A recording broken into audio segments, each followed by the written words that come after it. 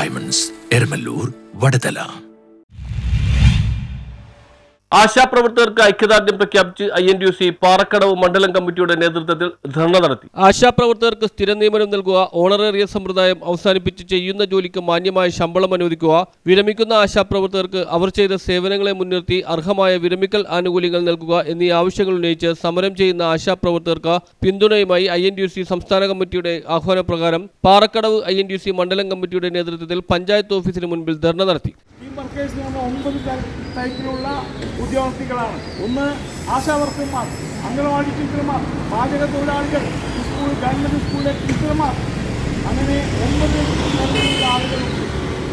ഈ 9 തരത്തിലുള്ള ആളുകൾക്ക് 700 രൂപ ദിവസവേതനം നൽകണമെന്ന് നമ്മുടെ LDFിൻ്റെ പ്രകടന പത്രികയിൽ പറഞ്ഞിട്ടുള്ള കാര്യമാണ്.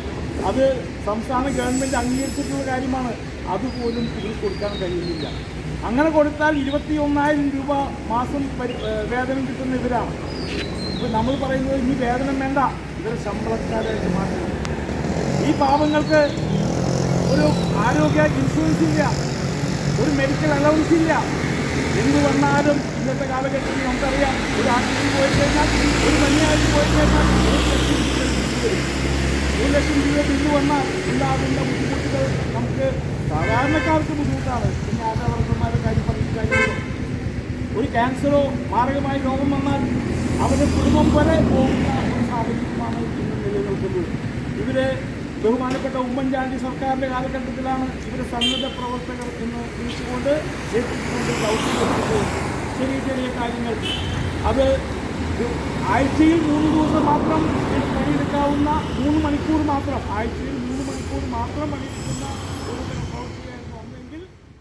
കേന്ദ്ര സംസ്ഥാന സർക്കാരുകൾ ആശാപ്രവർത്തകരോട് തൊഴിലിടങ്ങളിൽ കാണിക്കുന്ന നീതി നിഷേധവും സമരത്തോട് കാണിക്കുന്ന നിസ്സംഗതയും അവസാനിപ്പിക്കണമെന്ന് യോഗം ഉദ്ഘാടനം ചെയ്ത INTUC റീജിയണൽ പ്രസിഡന്റ് ബാബു സാനി ആവശ്യപ്പെട്ടു. INTUC മണ്ഡലം പ്രസിഡന്റ് കളങ്ങര ഉണ്ണികൃഷ്ണൻ അധ്യക്ഷത വഹിച്ച യോഗത്തിൽ DCC സെക്രട്ടറിമാരായ KV Jacob, SPH Chandrasekhara Warrier, block vice പ്രസിഡന്റുമാരായ MP Narayanan, Mary Raphael, Congress മണ്ഡലം president Sunil J Arakkalan, panchayat president SP Jayadevan, vice president Daisy Tomy, standing committee ചെയർമാൻമാരായ PP ജോയ്, രാജമ്മ വാസുദേവൻ, മുൻ മെമ്പർമാരും ബ്ലോക്ക് ഭാരവാഹികളുമായ CP Devassy, KC Biju, Baby Madavana, youth Congress മുൻ മണ്ഡലം president Jain Pathadan, vice president Basil Baby, INTUC മണ്ഡലം ഭാരവാഹികളായ Rijesh MP, Raphael TP, Davis Madavana എന്നിവർ പങ്കെടുത്തു.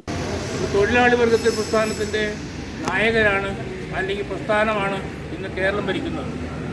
ഇവർ തൊഴിലാളികളെ വഞ്ചിക്കുന്ന സമീപനമാണ് ആദ്യം മുതലേ സ്വീകരിച്ചുകൊണ്ടിരുന്നത്.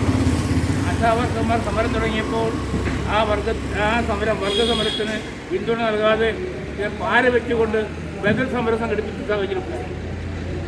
മാത്രമല്ല, ആദ്യം പറഞ്ഞു ഇത് കൊടുക്കേണ്ടത്, ഇതിൻ്റെ സാമ്പത്തികമായ സൗകര്യങ്ങൾ ചെയ്യുന്നത് DHM ആണ്.